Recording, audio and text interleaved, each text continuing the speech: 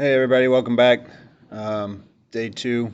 If you haven't guessed, we're talking about lab safety today. It's a subject I take very seriously. Um, so make sure you grab that sheet uh, that says lab safety rules as you came in. You're due now for this morning. So we're going to fill in those blanks and make sure we are well equipped, or at least well prepared before we ever step into a lab. All right, so do now first. Fill in the blank with these words here. I'm going to give you a couple minutes uh, and have the sub pause, give you all a couple minutes to fill in those blanks. Um, should be pretty simple, uh, and then we'll talk about it. So, sub, please pause the video now and give them a chance.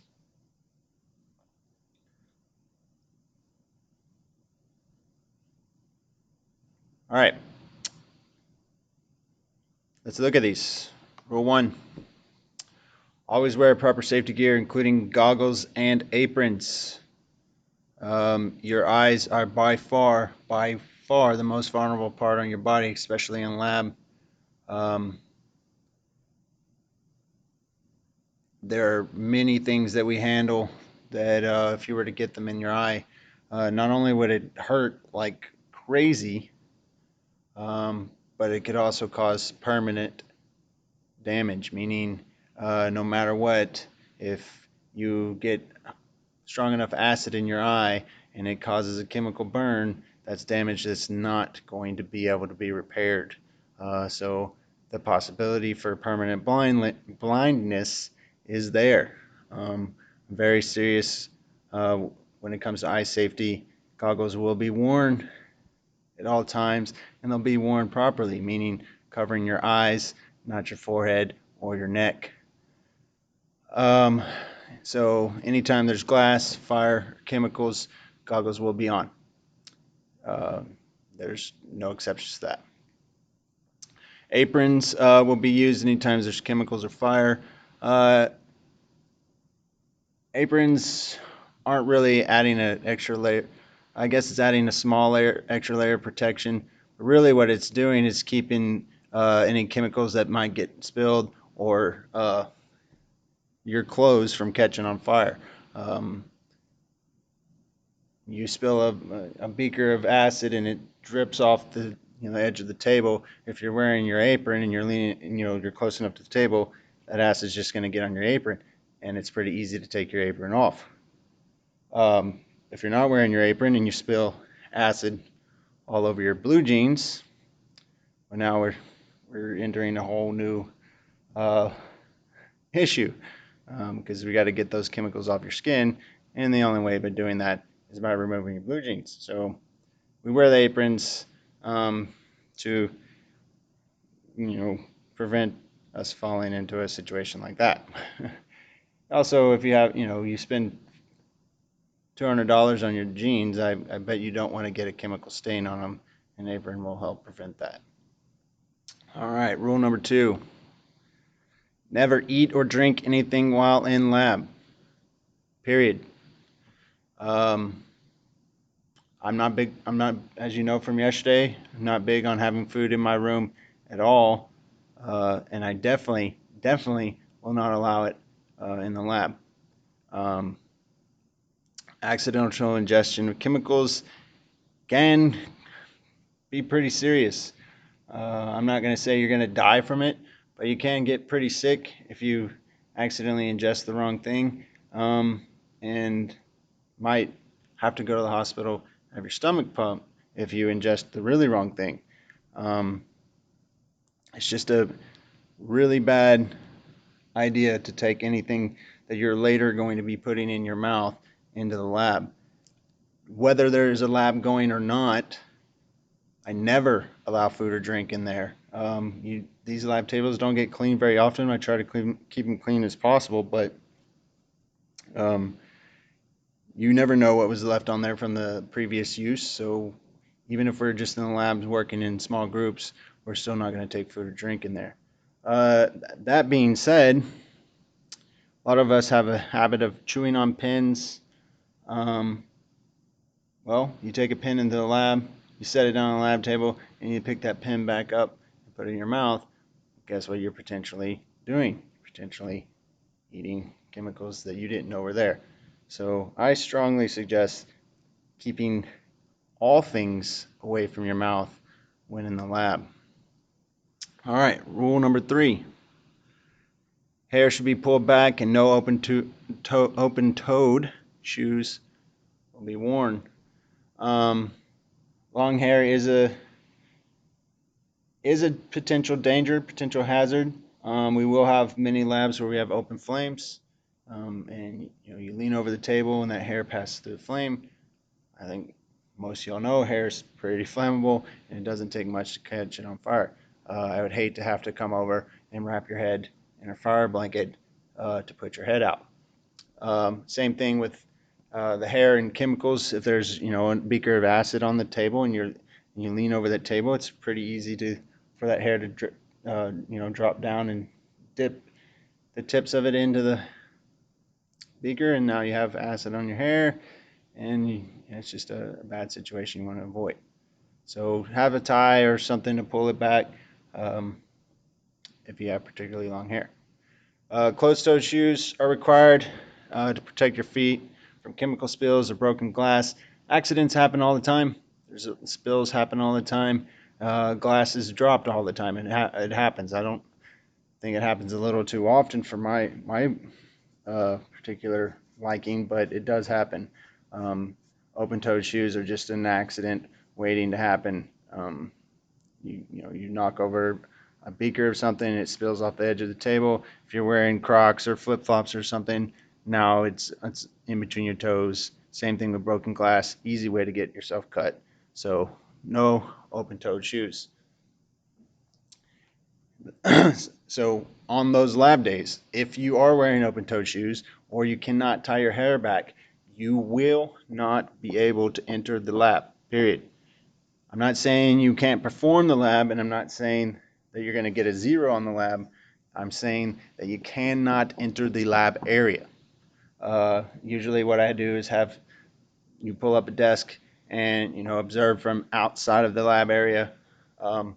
Just know if you want to participate in that lab that day, you have to be dressed appropriately. All right. Number 4, always assume what you're handling is dangerous. I was taught when I was in high school to always assume what you're handling will kill you. That's a little extreme. I'm not going to give you anything that, if you handle it wrong, is in danger of killing you. But everything you handle does have the potential to be dangerous if handled the wrong way. Dangerous to your eyes, dangerous to your digestive system if you were to consume it accidentally, and dangerous if you mix it with the wrong chemicals. You, for the most part, are going to be going into these labs with very little pre-knowledge of what's going on. I'm going to do my best to try to keep you informed, but for most of y'all, this is going to be the first time you've ever done any experiments like we're going to be doing this year. So just assume that what it is can hurt you and handle it appropriately. If you happen to come across a container that you do not know what's in it, it's an unlabeled container, unless I've specifically told you what's in it, definitely assume that that's dangerous and let me know as soon as possible, and I will take care of it. All right. And last rule, if you have any questions or a problem or accident has occurred, please notify me ASAP.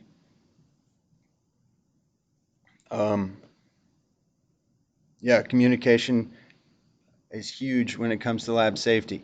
It's huge.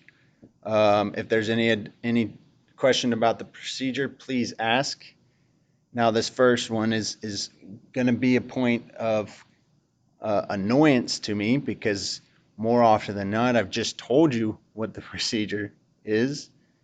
But if if you're not 100% sure that you're doing it the right way, please ask. Um, and just deal with my wrath, because I'd rather you do it safely and correctly than be afraid of making me angry. If you notice any equipment issues, especially cracked glassware, please let me know. On lab days, by third or fourth period, I could have a container that now has a crack in it that I didn't have at the beginning of the day. So please always, when you go in, look at your glassware carefully, make sure it's not chipped or cracked. Um, and if it is, let me know, and I'll replace it. I have plenty of glassware. I can replace it. It's not an issue. Um, if you have a scale that's malfunctioning or something, I can replace those things. And then lastly, this is really important because for some reason people tend to not do this. If there's an accident, if you break something or spill something, please tell me immediately. I'm not going to get mad unless, of course, you were doing something that you weren't supposed to be doing. But even if I am mad, please tell me, because it's dangerous. Um, it's potentially dangerous, and it needs to be cleaned up and handled the right way. Uh, 2 years ago, I had a student spill um, the container of acid that was in the vent hood, and they spilled acid like all over the surface in the vent hood, and I didn't know until 20 minutes later. I walked over there, and somebody was like, "Hey, there's no more acid left," and I noticed that it's because there's acid all over the vent hood surface. So please let me know if there's ever an accident, and I will take care of it. Um, Communication is really big deal in my lab. So let's make sure if there's any questions or any problems, it gets communicated to me as soon as possible. On lab days, your safety is 100% my primary concern.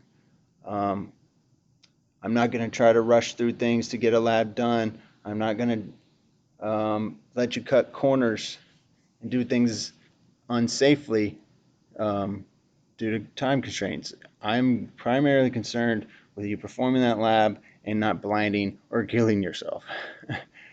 uh, and by doing that, we're going to be, and when I say that, that means we're going to be following all rules at all times. You're going to be doing all the procedures exactly as I instruct them. If there will be no side experiments, the most popular one, the will it burn experiment, that one will not be happening. If I see something happening, I will not hesitate to remove you from lab. If I feel like you're a danger to yourself or you're a danger even worse to others, you will be removed from the lab. And if that has to happen, if I have to actually tell you to stop doing a lab, you will get a 0 on that, and it cannot be replaced. It cannot be made up. That's 100% going to stay a 0. Um, it's not very often that I have to do this. Most people understand that I'm being very serious on this subject, and they respect, the rules and procedures. But every now and again, um, we I have to put my foot down, and I'm not doing it to be mean. I'm doing it to keep you safe and those around you safe. So on lab days, just know it's extra serious day, and we're gonna. I want you to enjoy it and learn from it, but I also want you to be serious about it and keep yourself safe. All right, I'm gonna have the sub show you a lab safety video. He'll say some of the stuff I've already said. He'll say some stuff that I haven't said. Just listen and watch. This he mentions a lot of things that you need to know. There's a couple things in there that aren't as quite as important, but a lot of good info. So watch the video, um, and after the video's over, for your closing task today, answer the following question: before going into a lab to perform an experiment. What's the most important thing you should do? Uh, that will be your closing task. Once you finish writing that, you're going to turn in your do now sheet for the week. So you should have your two from yesterday, your do now from yesterday, your closing task from yesterday, and then your do now for this morning. You can just write lab safety rules on it, and then whatever your response to the closing task is. That'll be turned in. It'll be your first day of the grade. I hope y'all guys have a good weekend. I hope these first 2 days were good. And I look forward to meeting y'all on Monday. So, yeah, have a good one and see you Monday.